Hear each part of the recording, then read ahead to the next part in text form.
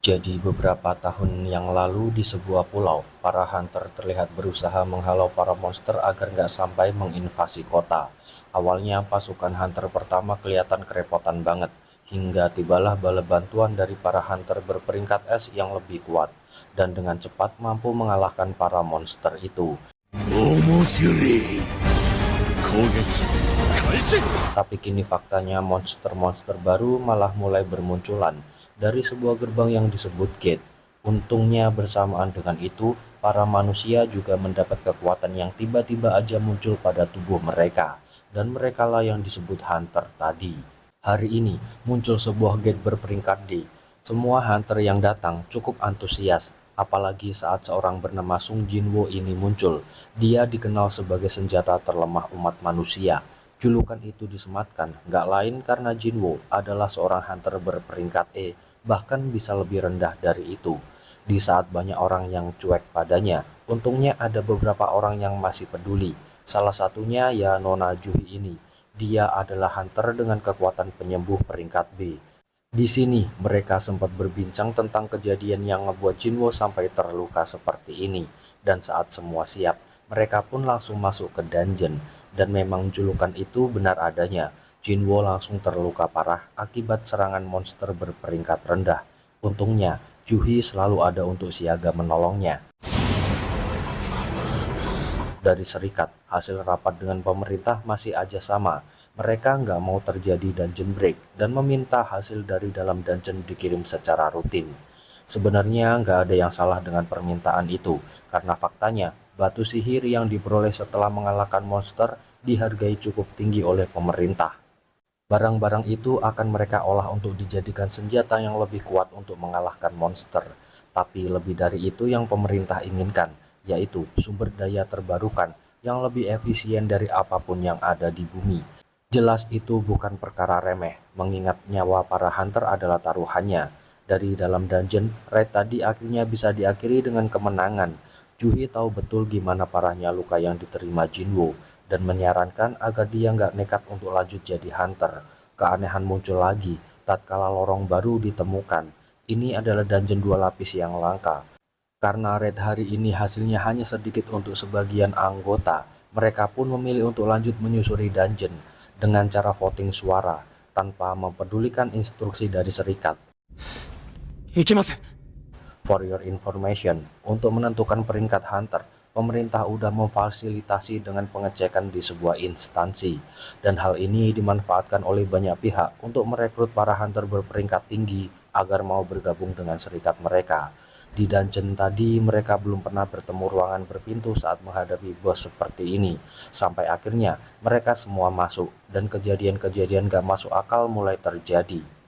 Satu persatu anggota kehilangan nyawa dengan mudahnya. Jinwo yang memiliki kepekaan dibandingkan yang lain menginstruksikan mereka semua untuk menunduk sebelum kekuatan gak masuk akal dari patung ini membuat mereka semua trauma.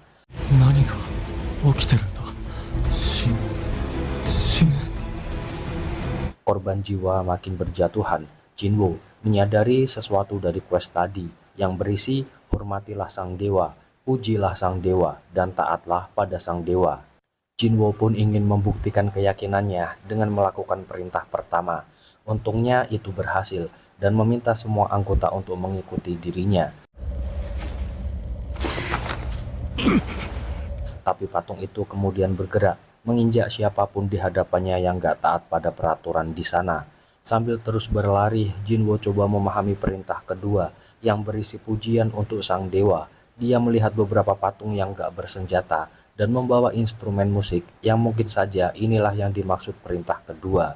Dia langsung meminta anggota untuk berdiri di hadapan patung-patung berinstrumen tadi. Tapi karena Jiwo berdiri bersama Nona Juhi, patung itu nggak bereaksi dan membuatnya harus berlari mencari patung yang lain.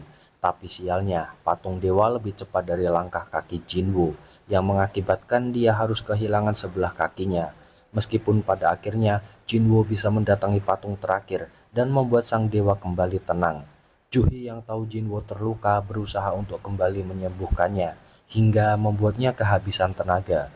Dan semua anggota jadi berdebat di situasi yang masih kacau balau seperti ini. Hingga quest ketiga akhirnya diperlihatkan sebuah altar dimunculkan oleh sang dewa. Semua anggota meminta ketua raid, yaitu Pak Song, untuk menjadi tumbal persembahan, tapi nggak ada reaksi sama sekali. Jinwo lalu minta diantar ke sana juga, dan diikuti anggota yang lain. Berkat itu reaksi mulai muncul, pintu mulai terbuka, dan beberapa anggota yang nggak tahan memilih untuk pergi dan berhasil selamat. Jinwo coba memahami. Dia berkesimpulan jika api biru itu menandakan batas waktu, sementara api yang merah adalah jumlah anggota yang ada. Dia meminta agar nggak ada lagi yang pergi, karena akan terjadi titik buta, dan meminta agar mereka semua mau menunggu hingga api biru ini menghilang, dan otomatis mereka semua akan terselamatkan. Karena peraturan di dungeon ini adalah mereka harus mengalahkan bosnya agar dungeon otomatis tertutup.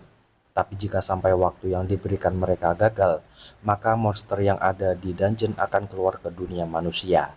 Hingga akhirnya, karena alasan keluarga, satu persatu anggota memilih pergi dan hanya menyisakan Jinwo seorang diri. Dia nggak munafik, rasa takut juga menyelimutinya. Apalagi, dia memiliki ibu yang sedang dirawat dan seorang adik yang harus dia biayai. Di saat-saat terakhirnya, dia hanya ingin menjadi lebih kuat. Andaikan saja diberi satu kesempatan hidup lagi, hingga tiba-tiba sebuah notifikasi muncul dan memberinya selamat karena berhasil menjadi pemain, dan Jinwo diberi dua pilihan untuk menolak dan menerimanya, dan tanpa ragu dia pun memilih untuk menerima tawaran itu. 孫さん、ジュヒさんと逃げてください。これで先に食べててください。かかってこい。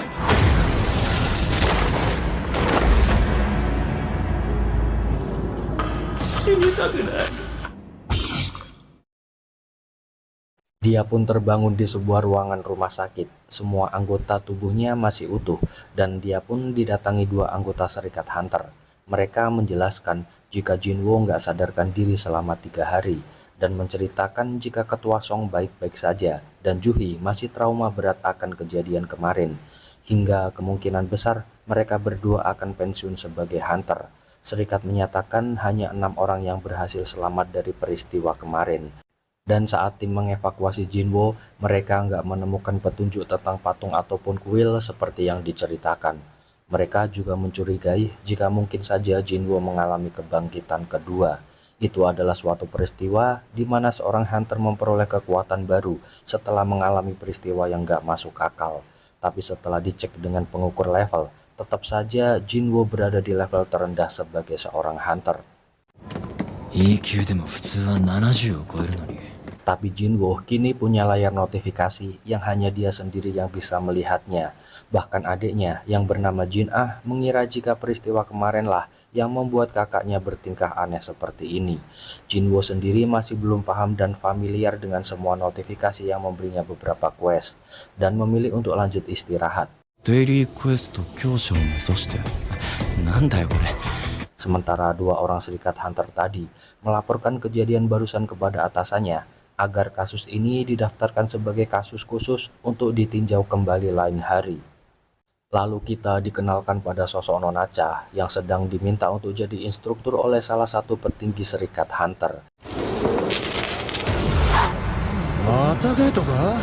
Jinwo yang tadi mengabaikan quest kini harus menjalani penalti. Dia tiba-tiba dikirim ke sebuah gurun dan hanya diminta untuk bertahan hidup selama 4 jam menghadapi monster kelabang raksasa. Untungnya dia berhasil melewati quest itu dengan selamat. Di tempat lain, Juhi mendapat tawaran untuk bergabung dalam sebuah raid dan mendapat info jika Jinwo telah sadar.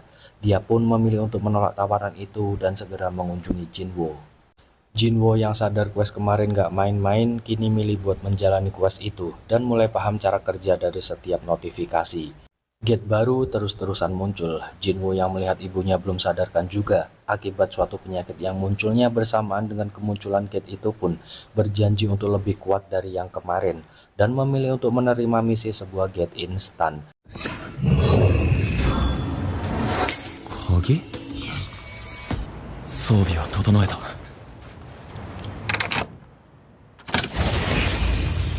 Di sana dia harus melawan beberapa goblin yang muncul. Setelah berhasil mengalahkan goblin itu, kini dia harus melawan sosok serigala bernama Likan yang lebih kuat dari goblin sebelumnya.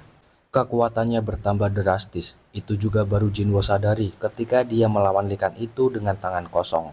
Tapi faktanya, kekuatannya belum bisa membuat makhluk itu tumbang. Dan saat terpojok, dia baru teringat jika di inventorinya ada berbagai senjata yang dia simpan. Dan pedang pemberian Pak Kim inilah yang dia gunakan untuk membantai para Likan itu.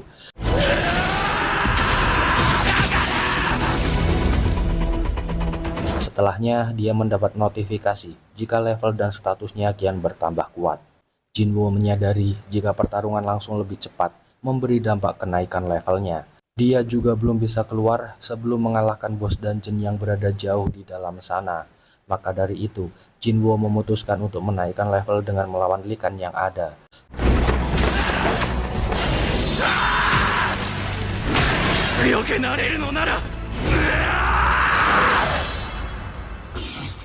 Berkat pertarungan itu pula, dia mendapatkan banyak imbalan dan batu teleportasi yang dia cari.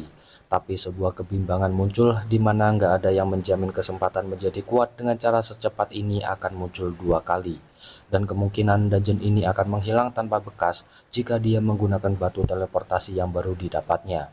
Meski merasa dipermainkan seperti dalam game, Jinwo memilih untuk terus maju. Dari dunia asli, Juhi mendapat telepon dari Serikat Hunter. Dia sempat menolak tawaran menjadi hunter kembali, tapi penjelasan dari serikat yang menyatakan jika sedang kekurangan anggota membuatnya luluh dan akhirnya mau menerima tawaran itu. Jinwo terus membantai monster yang muncul. Dia jadi tahu status lawannya dengan melihat warna yang ada.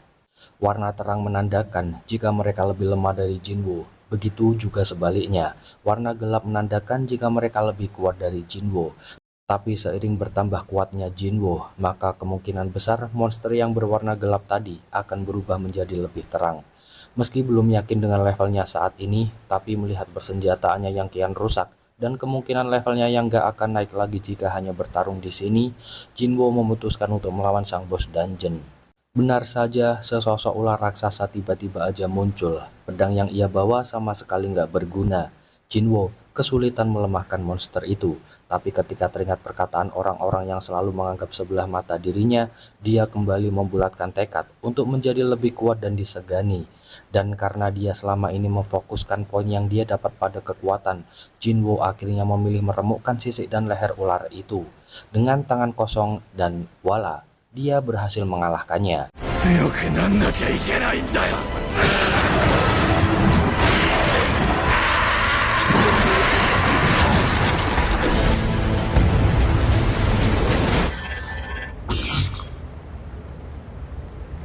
Bersamaan dengan itu, levelnya kini naik drastis. Dia juga mendapat hadiah berupa belati dari taring ular yang punya efek melumpuhkan dan pendarahan, serta sebotol bisa yang dia sendiri masih ragu untuk menggunakannya. Suasana kembali normal seperti biasa. Rupanya baru aja terjadi dungeon break. Jinwo kini dipandu untuk menuju ke sosok monster yang sedang menghadapi para hunter. Dia melihat hunter yang ada gak cukup mampu untuk mengalahkan monster itu. Apalagi dia juga melihat Juhi yang berada di sana masih diselimuti rasa trauma. Untuk itu, dengan segenap kekuatan yang dia miliki, Jinwo memilih membantu mengalahkan monster itu lewat jarak jauh saja. Para hunter yang tahu kekuatan mereka terbatas sangat yakin jika ada hunter lain yang telah menolong. Mereka bermaksud berterima kasih padanya. Tapi Jinwo memilih pergi saat orang-orang belum menyadarinya.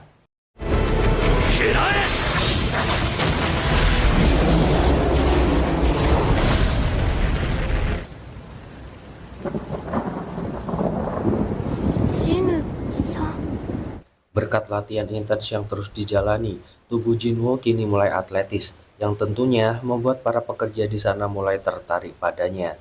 Dan hari ini, dia diperbolehkan untuk pulang ke rumahnya.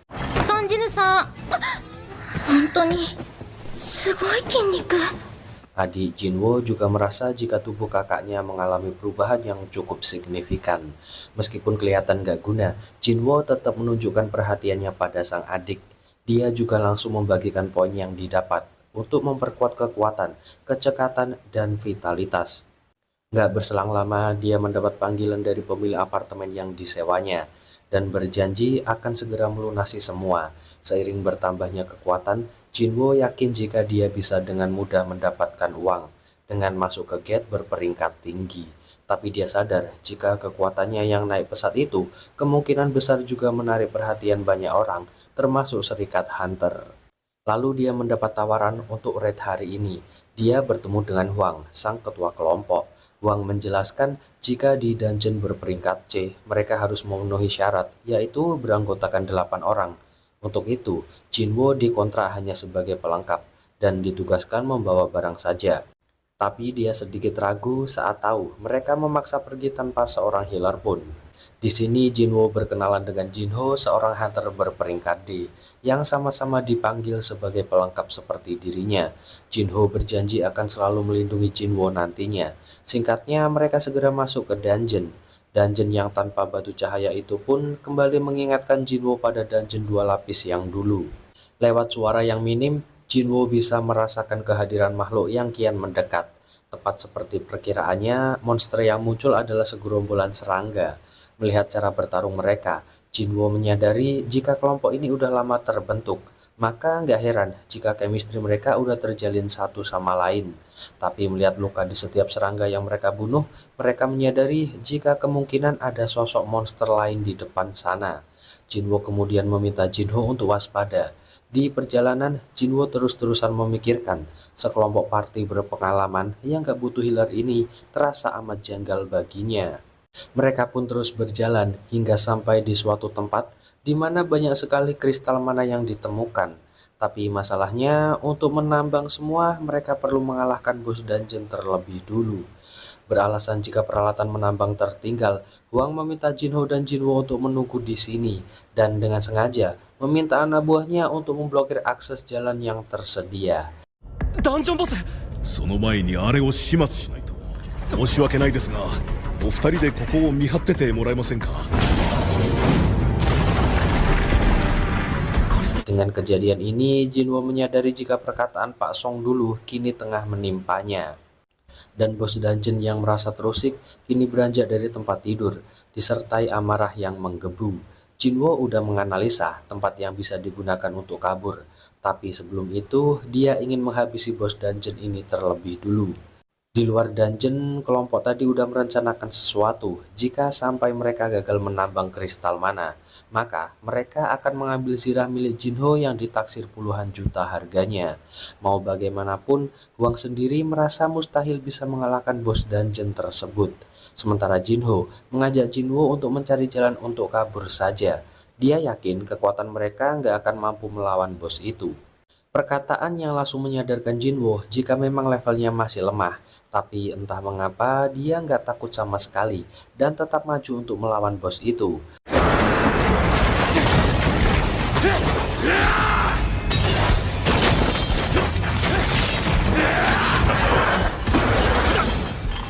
Setelah bertarung cukup lama, Jinwo dibuat khawatir karena bos dungeon itu nggak selemah yang dia kira. Berbagai serangan yang dia lancarkan nggak bisa melukai sama sekali. Tingkat FTG-nya pun kian menurun. Jika dibiarkan bertarung jangka panjang, ada kemungkinan dia makin melambat dan akhirnya akan kalah. Untuk itu, pedang taring beracun Kasaka ini adalah kunci yang harus dia manfaatkan. Tapi bos dungeon melawan dengan semburan asam yang berbahaya, yang membuatnya berpikir untuk mencari titik terlemah dan memaksa mempersempit jarak. Dengan skill lari cepat, Jinwo berusaha untuk menyerang bagian terlemah bos itu bertubi-tubi. Tapi sialnya, dia yang memaksakan diri membuat FTG-nya telah sampai di batas akhir, dan gerakannya mulai melambat, yang mengakibatkan bos dungeon mampu membuatnya nggak berdaya. Di saat terakhir itu, dia mendapat kekuatan baru dari hadiah harian yang sengaja dia simpan, dan langsung menghujami bos dungeon tanpa henti, hingga membuatnya akhirnya mati.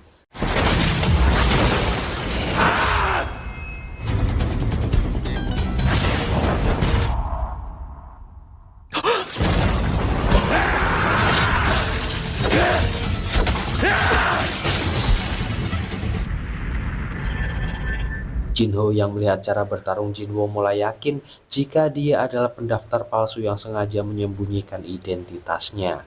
Sesuai dugaan Jinwo, Huang dan anggota lain kembali lagi ke sana. Dia heran karena mengira jika bos dungeon itu lemah, hingga bisa dikalahkan dengan mudah oleh hunter berperingkat rendah.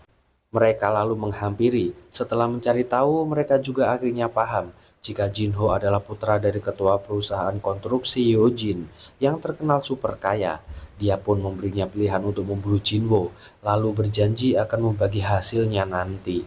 Tapi Jinho lebih memilih untuk melindungi Jinwo daripada menuruti kemauan mereka. Dan Jinwo diserang yang langsung membuatnya nggak berdaya. Dia tiba-tiba menerima quest dari sistem yang memintanya untuk menghabisi 6 orang. Dia juga langsung sadar jika dungeon adalah tempat antara pemangsa dan buruannya. Dan sistem ini memanfaatkan dirinya untuk mematuhi setiap apapun yang diperintahkan, yang secara nggak langsung juga akan menolong Jinwo. Dan tanpa rasa ragu, Jinwo segera menghabisi satu persatu anggota yang udah mencoba 3 kali untuk membunuhnya.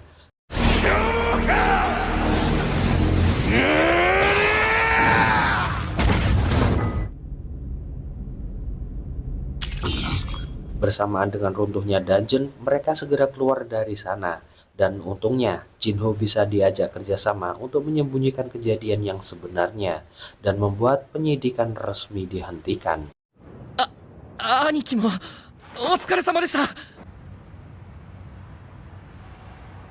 Serikat Hunter nggak serta-merta berhenti. Mereka masih mencari tahu apa yang sebenarnya terjadi di dungeon kemarin. Apalagi mengetahui yang selamat adalah Hunter berperingkat rendah.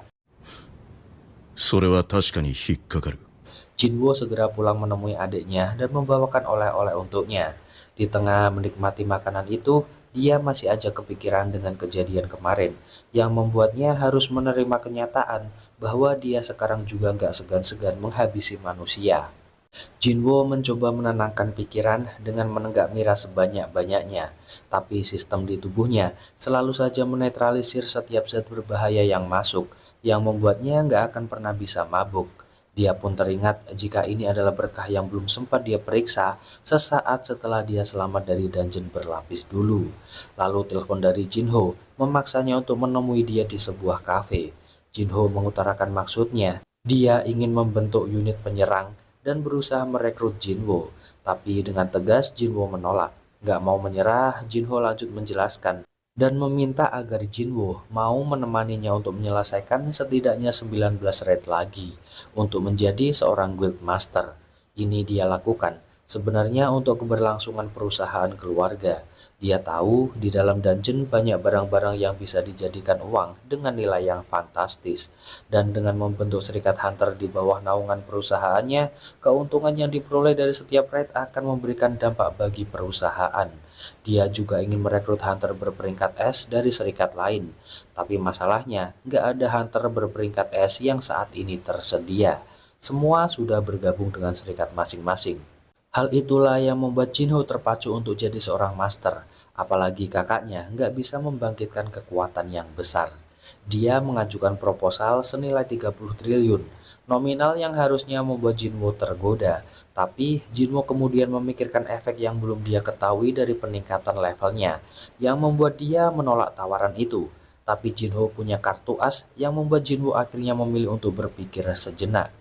Di apartemen, Hwang Dongso, adik dari Hwang Dongsuk, terlihat yakin jika kakaknya mati karena dibunuh. Dia meminta asistennya untuk memberi data 2 orang yang selamat dan meminta untuk mengosongkan jadwal pelatihannya. Dan setelah diberi penjelasan tentang konsekuensi yang akan diterima, dia menjadi makin gak sabar untuk bertemu mereka berdua. 殺された。それまで生きていることを願うばかりだ。D 級ハンターユジンホ、E 級ハンターソンジヌ。 Keesokan hari saat olahraga bersama adiknya, Jinwo coba menganalisa sistem yang masih saja menghitung, padahal dia telah menyelesaikan quest yang diminta. Dan akhirnya sistem itu berhenti menghitung setelah Jinwo berlatih 2 kali lipat dari yang diminta. Dia kemudian mendapat item box berupa kunci dan kembali semangat ketika membaca jika kunci itu bisa memberinya eksilir kehidupan. Dia makin gak sabar karena ingin melihat ibunya bisa sembuh total. Dia pun segera pergi ke dungeon tersebut.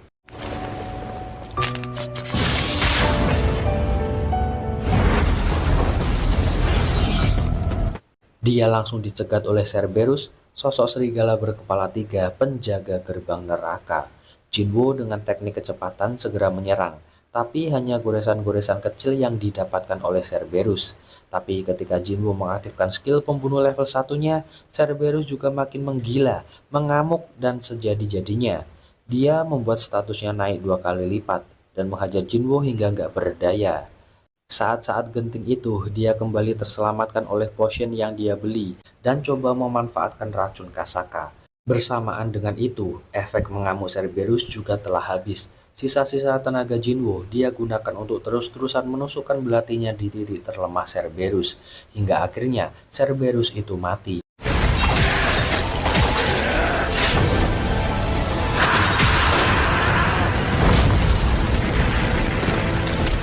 Dan membuat level Jinwoo kembali naik. Dia juga mendapat hadiah berupa formula eliksir kehidupan. Sadar jika levelnya belum mampu jika dipaksakan masuk ke istana, Jinwoo berjanji akan datang lagi lain kali.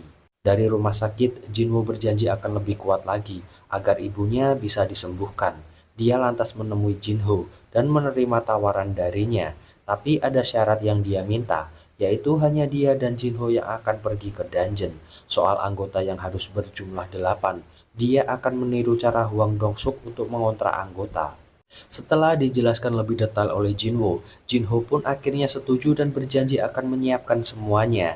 Scene lalu berpindah pada Cha yang sedang berlari dan ditemui oleh seseorang. 私こういうものです。 Kita lalu berpindah pada keluarga Jinho. Sang ayah amat menekankan betapa berharganya barang-barang dari dungeon untuk keberlangsungan suatu lembaga, bahkan negara. Mengetahui jika saat ini ada beberapa guild yang memonopoli hasil sumber daya dungeon untuk dijadikan keuntungan pribadi, ayah Jinho juga punya ambisi untuk mendirikan guild yang bisa membantu negaranya. Sementara Jinwoo, dia masih berlatih untuk mendapatkan poin harian. Tapi dengan kekuatannya yang sekarang, poin yang didapat terasa amat sedikit baginya. Sambil menunggu kabar dari Jinho, dia memikirkan cara paling efisien untuk menaikkan level. Lalu dia juga mendapat tawaran dari Serikat Hunter yang ingin membentuk unit penyerangan. Mengingat konsekuensi yang akan diterima, Jinwoo memilih untuk mengabaikan pesan itu dulu. Faktanya nggak hanya dia, tapi juga Pak Song dan Pak Kim yang menerima pesan yang sama. Juhi juga sama, meski dia sedikit temperamental jika diungkit soal kekuatan. Namun dapat dimaklumi karena rasa traumanya yang dulu mungkin belum hilang dari memori ingatannya. Di tempat lain, 2 orang petinggi guild ini saling bertemu. Mereka membahas tentang rumor Eugene yang ingin membentuk guild baru. Nggak lama datanglah Cha. Dia juga melaporkan bahwa ada seseorang yang menawarinya untuk jabatan Master Guild di perusahaan Eugene, yang langsung dia tolak di tempat.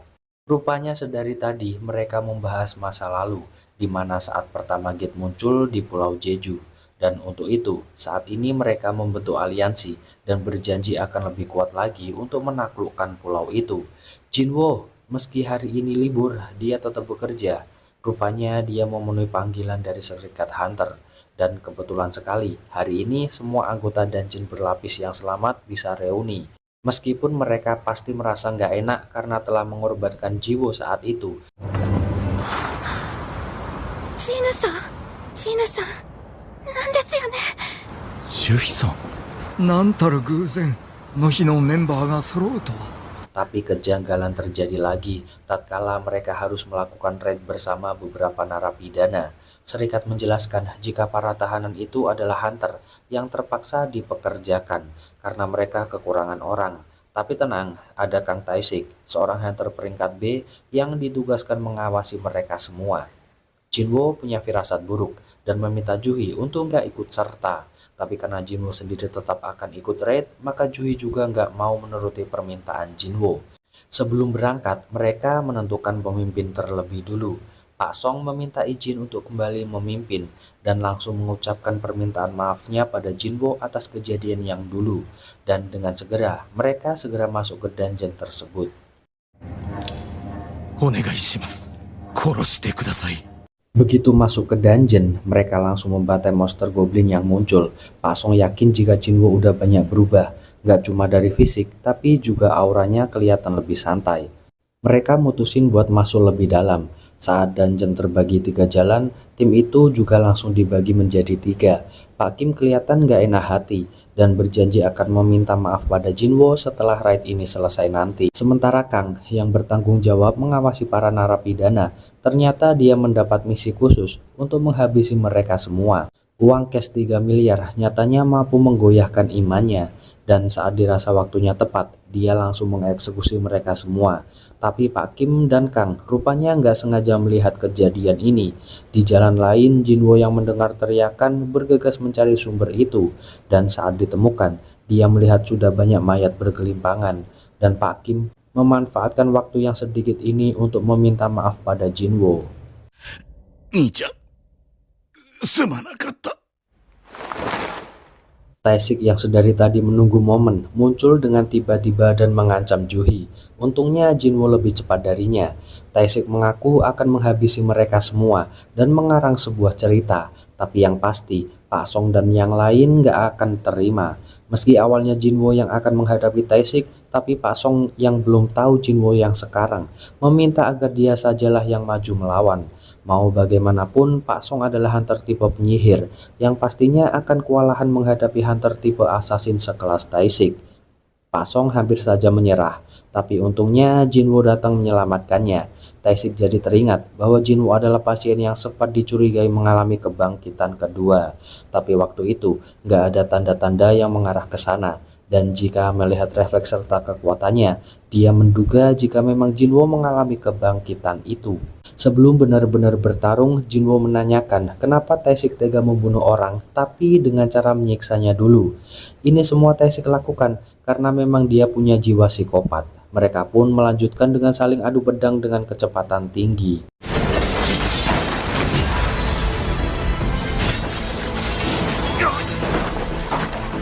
Setelah dilukai Tae-sik, kini sistem memberinya perintah untuk membunuhnya. Dia pun segera meningkatkan skill untuk menandingi Tae-sik, hingga akhirnya bisa melukai dengan belati beracun yang Jinwo punya. Tae-sik nggak bisa menerima ini.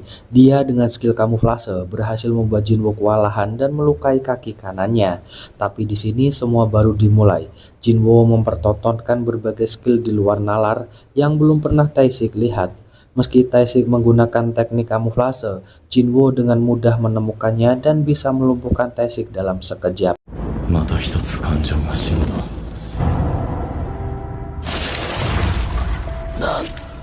Sebelum benar-benar pergi, Tae-sik berpesan agar Jinwo berhati-hati karena dia nggak akan bisa menyembunyikan identitasnya setelah kejadian ini. Dia yakin jika Jinwo akan bertambah kuat seiring dengan makin pekat bayangan dia. Tapi jika dia lengah, bayangan itu yang akan balik menatap dan menguasai seluruh jiwanya. Dia segera meminta Pak Kim dan Juhi untuk keluar terlebih dulu. Sementara dia akan melawan bos dungeon untuk mengakhiri misi ini. Kejadian ini segera menjadi perhatian khusus Serikat Hunter. Jinchul yang juga atasan Tae-sik meminta maaf atas ulah bawahannya. Dia menanyakan siapa yang telah membunuh anak buahnya itu. Beruntung Pak Song mau menutupi kejadiannya. Dia mengaku sebagai pelakunya dibantu oleh Juhi sang healer. 3 jam setelah berita itu, pria yang membayar Tae-sik menyerahkan diri dan mereka bertiga dianggap membela diri. Juhi tentu tidak lupa dengan janji Jinwo yang ini. Singkatnya, Juhi merasa senang karena bisa kenal dengan Jinwo yang gak mudah menyerah.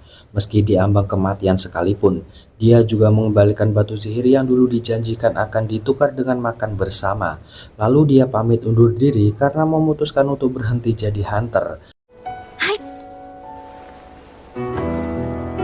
Jinwo juga bertemu dengan Jinchul. Dia memberinya pesan untuk berhati-hati karena Hwang Dongso kemungkinan besar sedang mengincar dia dan Jinho. Dia tahu jika mereka berdua adalah saksi kunci atas kematian kakaknya di insiden itu. Jinchul menyarankan agar Jinwo pergi ke luar negeri saja untuk menyelamatkan diri. Tapi berita itu malah membuat Jinwo sadar jika dia memang harus menjadi lebih kuat untuk bertahan hidup di sini. Besokannya Jinwo bertemu dengan Jinho yang udah mengumpulkan anggota unit penyerangan.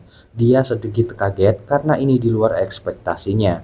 Jinho menjelaskan sekali lagi isi kontraknya bahwa hanya dia dan Jinwo saja yang akan masuk ke dungeon, sementara yang lain akan menunggu di luar dan mendapat bayaran 3 juta dengan syarat mereka harus tutup mulut. Jika ada berita yang bocor dari salah satu mereka, maka mereka harus mengganti 10 kali lipat dari nilai kontrak. Mereka pun langsung masuk ke dungeon berdua saja. Meski sempat meremehkan, tapi faktanya mereka berdua benar-benar bisa mengalahkan bos dungeon, yang tentu aja membuat semua anggota terkagum-kagum. Dan raid pun terus berlanjut, hingga membuat Jinwo mengalami peningkatan level secara signifikan. Dia juga mendapat banyak skill baru yang sangat berguna. Jinwo juga mendapat notifikasi dari sistem yang menyatakan jika level pemain udah memenuhi syarat, dan dia juga mendapat quest berupa pergantian pekerjaan. Di sebuah serikat guild, surat pelelangan yang mencapai angka 150 juta untuk beberapa gate tentu membuat manajer curiga. Apalagi di sana beranggotakan beberapa hunter peringkat rendahan, serta Jinwo yang kemarin selamat dari insiden dungeon 2 lapis. Sang manajer menduga jika Jinwo mengalami pembangkitan kedua. Beberapa insiden besar yang selalu membuat Jinwo selamat adalah bukti nyata dari dugaannya ini. Dia pun segera mengunjungi gate yang sedang mereka raid, tapi pemandangan layaknya sedang tamasya dari beberapa anggota unit penyerangan membuat dia yakin jika memang Jinwo bukanlah orang yang sembarangan. Setelah menyelesaikan raid terakhir, manajer An lalu menemui Jinwo. Intinya, dia menyodorkan kontrak dan akan membayar 2 kali lipat dari yang Jinwo terima saat ini. Tapi setelah mengetahui nilai kontrak fantastis yang diterima Jinwo, manajer itu pun kini harus gigit jari. Dia cerita kalau monopoli yang dijalankan perusahaan Eugene untuk beberapa dungeon peningkat C membuat mereka nggak bisa latihan dan terjun langsung ke lapangan dengan anggota baru. Untuk itu, Jinwo mau bertransaksi dengan mereka dengan menjual 3 dungeon senilai 600 juta. Dia juga mengancam agar mereka mau merahasiakan identitas dirinya. ではそれででは Besokannya, Jinho benar-benar senang karena 3 dungeon kemarin terjual dengan harga tinggi. Sementara di kantor Guild Hunter, manajer An mendapat berita buruk karena mereka telah ditipu oleh Jinwo. Sedangkan Jinwo sendiri memilih untuk pergi menjauh dari kota. Di sini, dia sangat penasaran dengan quest harian yang berubah dari kemarin. Setelah melewati beberapa pertimbangan, Jinwo akhirnya memilih untuk menyetujui cash pergantian pekerjaan yang ditawarkan oleh sistem. Sesaat kemudian, sebuah portal besar tiba-tiba muncul. Jinwo yang penasaran segera memasuki portal itu. Di tempat yang juga disebut dungeon ini, Jinwo nggak akan bisa keluar sebelum berhasil menyelesaikan questnya.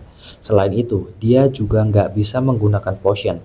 Lalu muncullah sosok musuh berbaju baja yang langsung dia serang dengan senjata. Tapi yang pasti senjata itu nggak mempan sama sekali. Jinwo pun teringat musuh yang sama kuat seperti ini. Dia mencoba kekuatannya sekali lagi dan hasilnya membuat sang musuh akhirnya mati.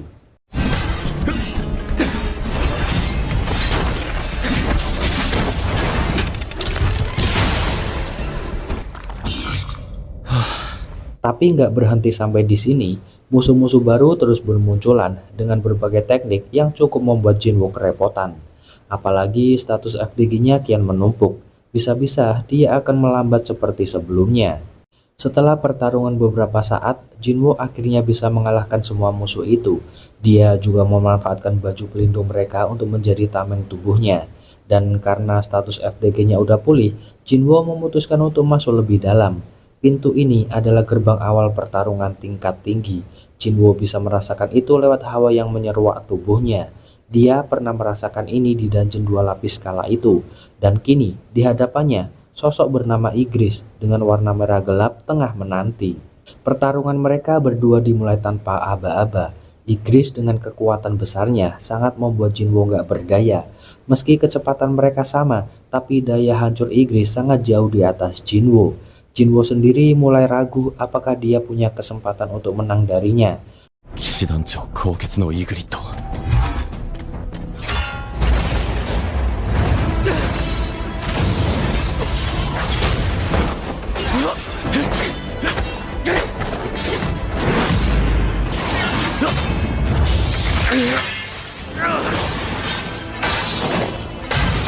Di tempat lain, Jinho nampak menghadiri makan malam bersama ayah dan kakaknya Jisung.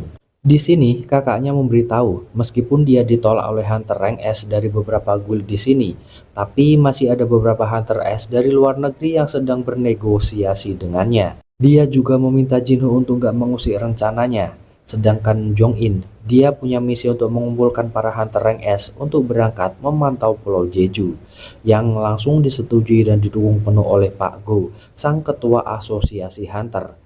ジェジュ島は危険な場所だ。第3次ジェジュ島レイド。 Balik ke pertarungan, Jinwo kini memilih bertarung tangan kosong yang langsung diikuti oleh Igris dengan membuang seluruh senjatanya. Keduanya lagi-lagi terlibat pertarungan sengit yang kali ini tanpa senjata. Sadar ia belum cukup kuat, Jinwo coba mengaktifkan skill kecepatan yang hasilnya mampu melukai Igris. Meskipun hal itu menimbulkan kemarahan baginya dan menghajar Jinwo makin menjadi-jadi hingga membuatnya nggak berdaya sama sekali.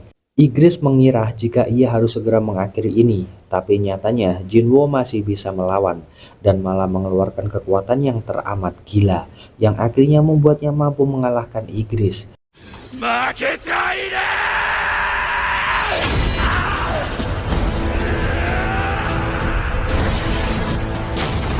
Jinwo lalu mendapat hadiah yang amat banyak dan langka, tapi quest ini nyatanya belum berakhir. Musuh-musuh baru berdatangan dengan jumlah yang gak sedikit. Musuh yang terlalu banyak itu memaksa Jinwo mengaktifkan kamuflasenya untuk merancang strategi. Tapi sistem dungeon itu berhasil menghancurkan secara paksa sihir kamuflasenya, dan Jinwo kini harus bertarung lagi. Dia yang mulai kelelahan dan terluka mencoba memanfaatkan batu teleportasi, tapi sayangnya musuh di sana bisa menggagalkan percobaan Jinwo. Kehilangan batu teleportasi membuat Jinwo nggak punya pilihan lain selain melawan mereka semua.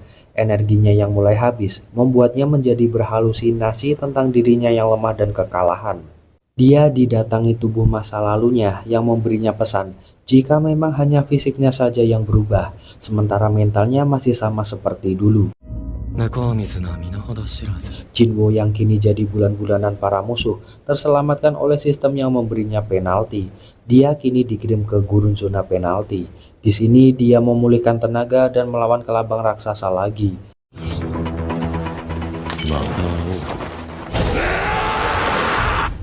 Berkat kemenangan yang mudah itu, Jinwo kini bisa naik level berkali-kali lipat dan punya cukup waktu untuk istirahat. Dia memanfaatkan waktu ini untuk membeli sebuah item yang menurutnya akan berguna. Dia juga memanfaatkan batu rune yang dia dapat dari pertarungannya melawan Igris barusan. Batu itu memiliki kekuatan untuk mengendalikan objek tanpa harus menyentuhnya secara langsung. Dan saat kembali ke dungeon, Jinwo sedikit terkejut karena jumlah musuh yang kian membludak. Jinwo merasakan keanehan tatkala musuhnya ini serasa nggak berkurang. Apalagi dia juga nggak dapat penambahan EXP sama sekali.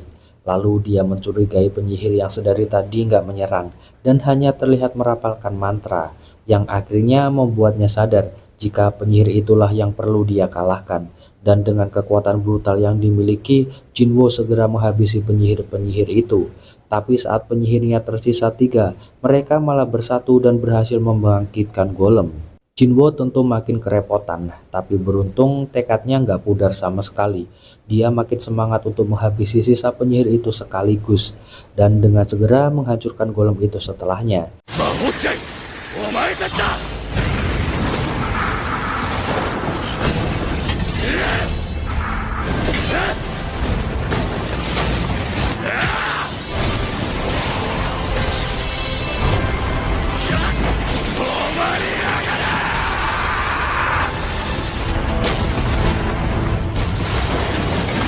Dengan ini notifikasi menyatakan jika quest telah diselesaikan. Jinwo mendapat pesan dari sistem yang telah selesai menganalisa dirinya saat menjalani quest tadi. Dia dinyatakan cocok sebagai seorang necromancer. Necromancer adalah pekerjaan tipe sihir yang bisa memanggil monster mayat hidup sebagai pasukannya. Tapi karena selama ini Jinwo memfokuskan poin yang dia dapat pada kekuatan fisik dan skill, jika dia menerima pergantian pekerjaan ini, maka semua yang dia lakukan selama ini akan sia-sia. Jinwo memilih untuk menolak mengganti pekerjaan, tapi sistem mengatakannya sekali lagi. Jinwo tentu aja merasa bimbang, namun dia teringat penyihir yang tadi dia lawan, yang akhirnya menyadarkan dia jika mungkin seperti itulah pekerjaan yang dimaksud oleh sistem. Setelah sedikit menganalisa, akhirnya Jinwo menyetujui untuk pindah pekerjaan. Dia mendapat banyak sekali poin dan hadiah, dan resmi mendapat gelar baru sebagai Raja Bayangan. Untuk mengetahui apakah status itu benar-benar bekerja, Jinwo mencoba beberapa perintah pada mayat-mayat yang ada di sana. Dia juga mendapat notifikasi untuk memanfaatkan bayangan-bayangan itu dan menyerap seluruh energinya untuk jadi senjata. Jinwo pun terpikir untuk menyerap bayangan Igris, tapi pada percobaan pertama dan kedua dia masih gagal karena perbedaan kekuatan Igris masih jauh di atasnya. Dan untuk percobaan ketiga, Jinwo coba meyakinkan Igris bahwa raja yang dia tunggu selama ini tidak akan pernah kembali. Komandan kesatria sepertinya gak akan tunduk hanya pada kursi kosong seperti itu. Jinwo pun memintanya untuk melindungi dirinya, dan akhirnya bayangan Igris bangkit lalu tunduk di hadapan Jinwo. いいだろ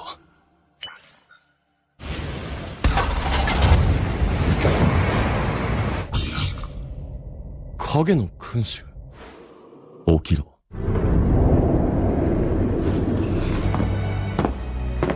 騎士団長イグリッド、俺に仕えろ。起きろ。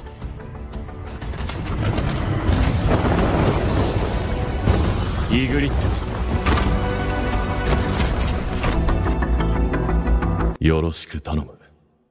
Ketua asosiasi, Pak Gu, percaya jika mereka tidak mengalami kebangkitan kedua, kekuatan mereka akan tetap sama. Maka dari itu mereka membutuhkan skill bela diri dan banyak relasi. Tapi dia juga percaya jika saat ini ada seseorang yang sedang mengalami kebangkitan kedua dan akan menjadi harapan baru untuk semua. Sementara Jong In yang sedang dalam misi penerbangan ke Pulau Jeju mendapat info jika ada reaksi mana dari atas laut, dan saat mendarat mereka mendapati beberapa monster di sana yang telah berevolusi. Itu dia Cis rekapan kali ini. Makasih buat yang udah nyempetin nonton dari awal sampai akhir. Kita ketemu lagi di video selanjutnya ya Cis. Adios, pamitos.